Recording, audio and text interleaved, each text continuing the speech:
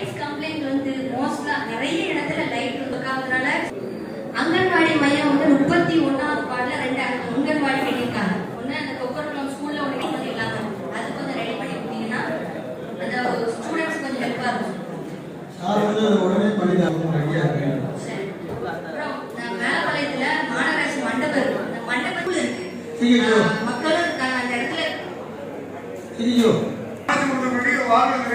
கழிவு நிறைய போது மனசு அப்படி கிடைக்கும் சொல்றாங்க. அவங்க நோட் பண்ண சொல்றாங்க. நோட் பண்ணி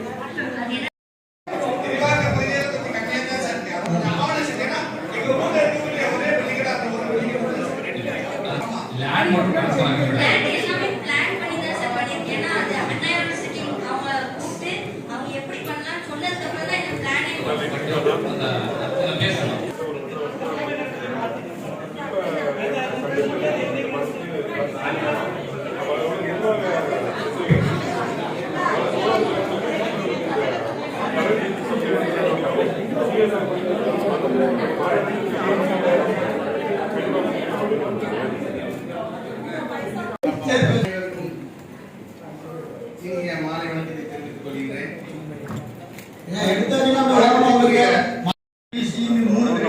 இது சி கிரேட் ஏரியாக்கள்ல தான். சி கிரேட் ஏரியாக்கள் மாவட்ட சொல்றதுக்கு நான் ஒரு விளக்கம் தரேன். A grade, B grade, C grade commercial இருக்கு. சில பேர் மெயின் ரோடு வந்து கமர்ஷியல் வந்து கமர்ஷியல் வரும்போது கமர்ஷியல் ஐடி வந்து தெருக்குள்ள வரும். இது எல்லாமே தெருக்குள்ள தான் அமையறாங்களே. சி கிரேட்ல வர்றது அவங்க சம்பந்தப்பட்ட ஆளுங்க வந்து அந்த பத்திரத்தை வச்சு அந்த தீர்வை வச்சு நடைமுறை வரைக்கும் பேலன்ஸை கட்டி அது இல்ல நடைமுறை பேலன்ஸ்னா அவங்க நடைமுறை பேலன்ஸ் அந்த 950 ரூபாய் கட்ட தயாரா இல்ல.